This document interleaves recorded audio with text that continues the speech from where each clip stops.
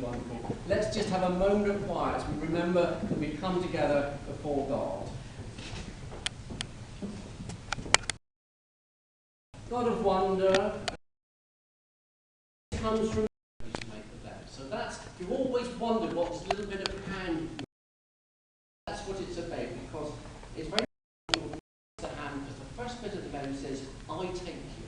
And then they will loosen hands and take again for Emily to say, I take. So that's a bit of the ceremony most of you don't even know happens, and I thought I'd just explain it to you then. So who gives Emily to be married? You press your turn to face each other. Take her hand. So Jordan and Emily, I now invite you to join hands and make your vows in the presence of God and us, his people.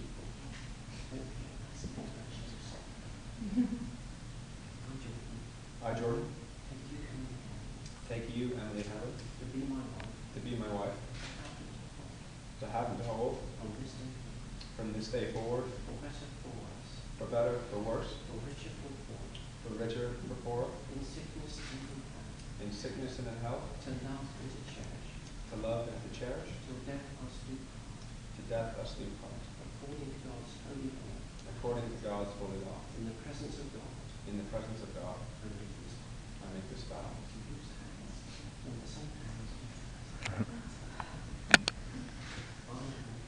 I, Emily Helen, take you, Jordan, to be my husband, to have and to hold, from this day forward, better for worse, for richer for poorer, in sickness and in health, to love and to cherish,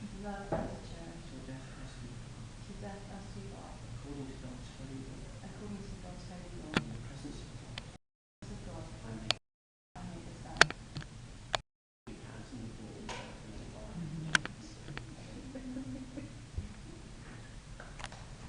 You now have the specialness of the rings. You start chasing a ring round, you never find an end, and so the prayer is that there will be a symbol of unending love. So, Heavenly Father, by your blessing, let these rings be to Jordan and Emily a symbol of unending love and to remind them of the which they have made this day through Jesus Christ our Lord. Amen.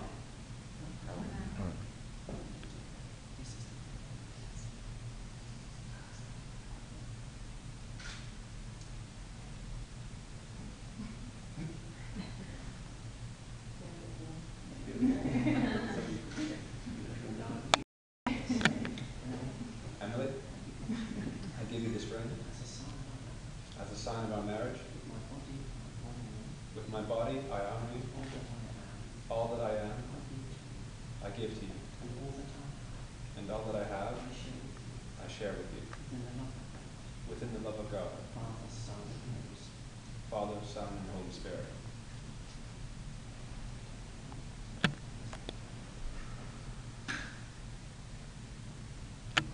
As a sign of our marriage, with my body I honor you. All that I am, I give to you. And all that I have, I share with you. Within the love of God, Father, Son, and Holy Spirit. Father, and Holy Spirit. In the presence of God, and before you, this congregation, Jordan and Emily have given their consent and have made their vows to each other. They have declared their marriage by the joining of hands and the giving and receiving of rings. I therefore proclaim that they are husband and wife. Those whom God has joined together, let no one put asunder. Special prayer.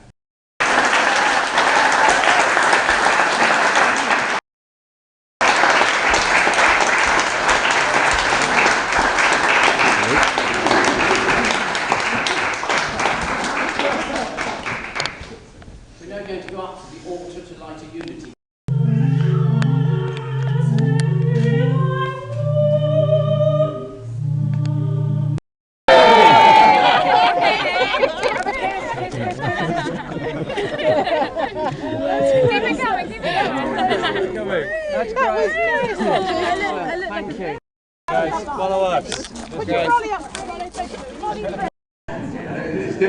keep tabs on you.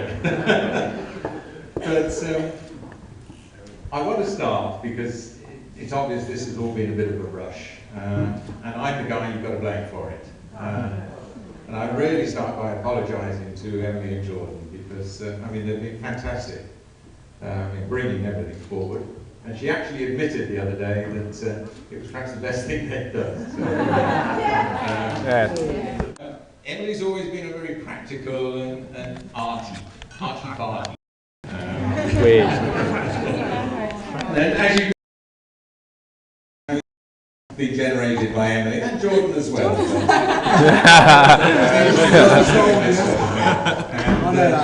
Jordan, get some creativity. Beautiful job.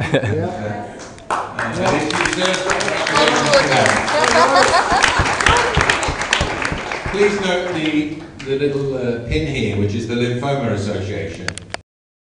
Reasons, and both her and Louise have been very supportive of my demise and generating funds and supporting the Lymphoma Association. So I think it's fantastic, and I mean they've done a huge amount of effort. I mean she ran the New York marathon just last year. I mean how many people would do that? I think it's incredible. So we love her dearly for that. Right, mate.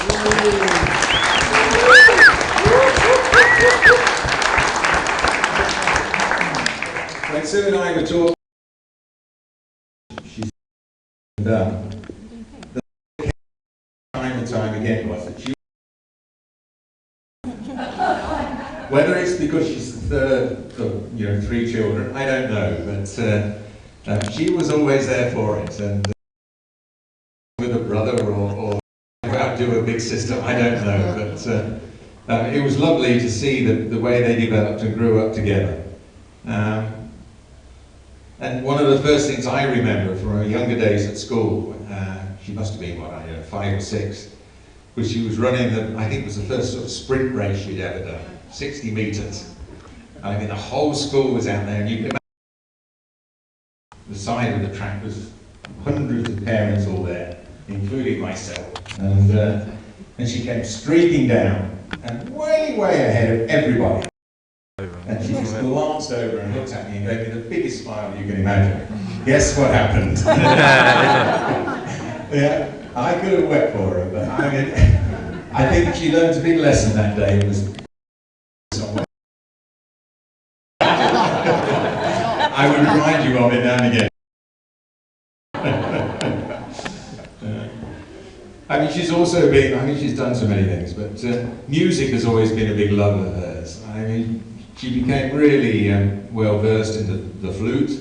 I mean, we were so proud in going to various concerts she was involved in the county band, as Sue's just reminded me of, all this sort of thing. And I mean, even in Birmingham, what was it, the Royal Birmingham, where you did a little bit of a solo there. I mean, I'm blown away. But Emily has got this gift. Yes.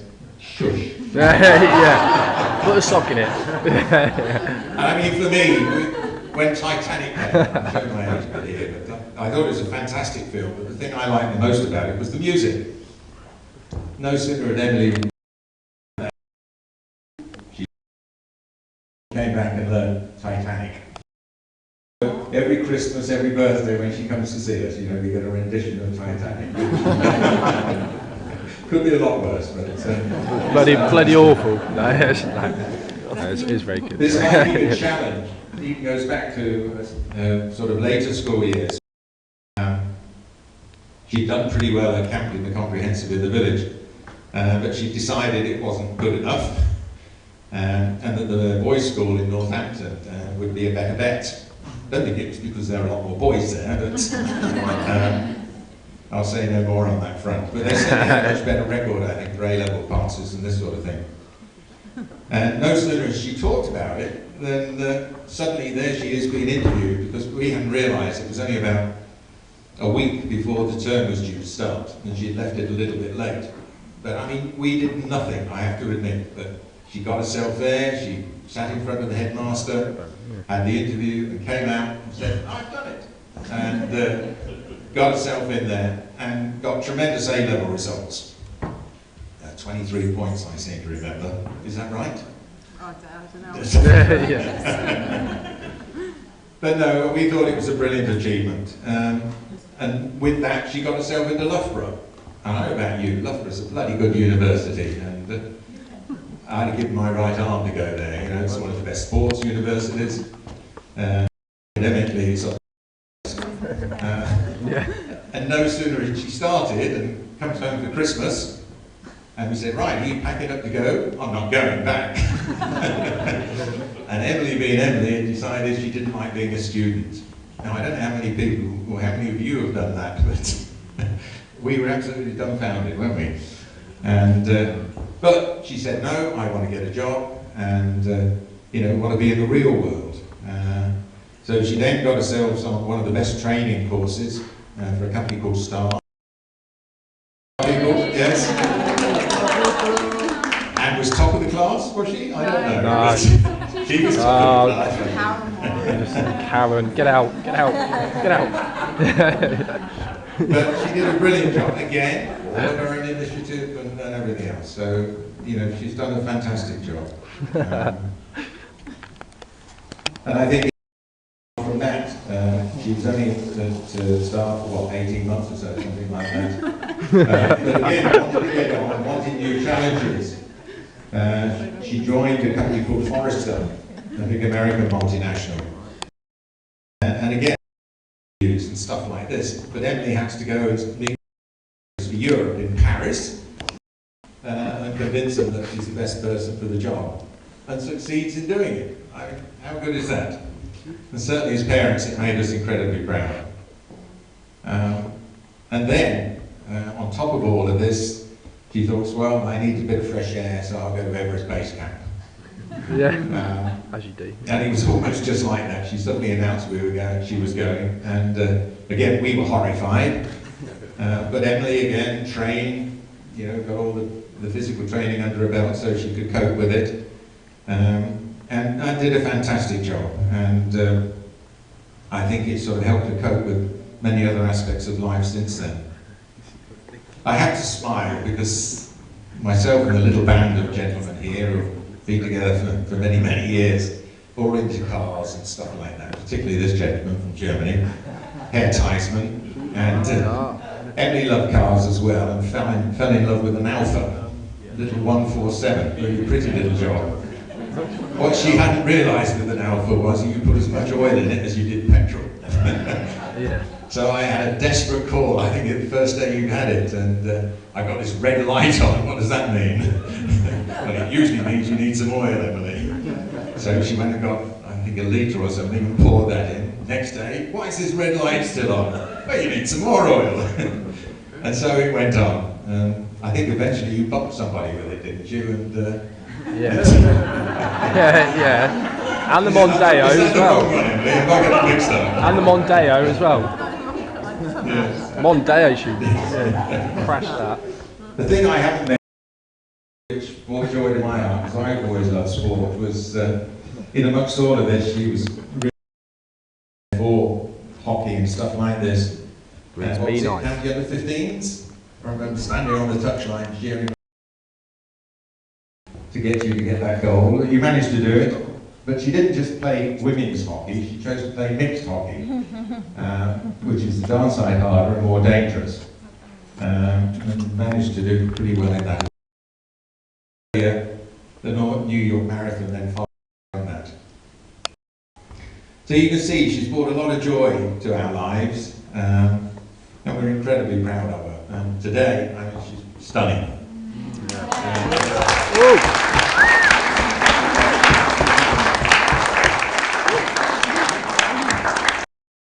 I don't know whether she noticed when I walked into the room where she was just, you know, putting on the last powder and stuff like that.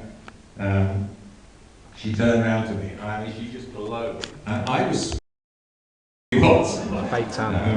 It was incredible. One thing I haven't mentioned is Emily's love for animals.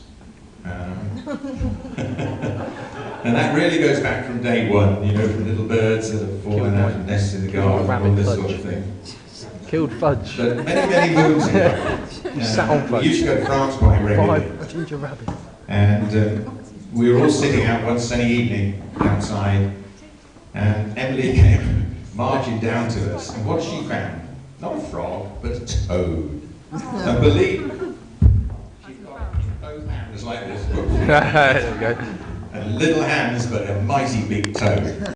And as I was there, you perhaps ought to kiss this. Yeah, she did. And wish for your handsome prince. Yeah, that was And me. Emily Julie did. And yours dropped. Everything around. Yes. Of course, no prince arrived. And now, today. Sits with us. There it goes. Your toe. Yeah. So hopefully, Canadian all toad. of many years ago, this toad has brought these things through. Oh. Can I just add one thing that I haven't mentioned? Animals.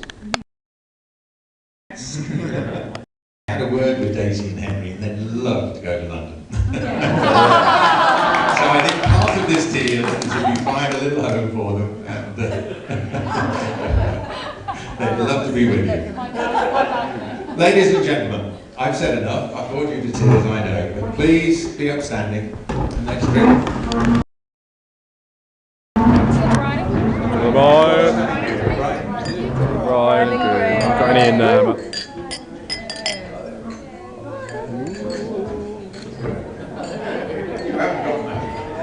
There we go. Yes, I drank it already. I was that excited. You've got Prince now. Yeah, we're good. Yeah, that's good. Well done, Dad.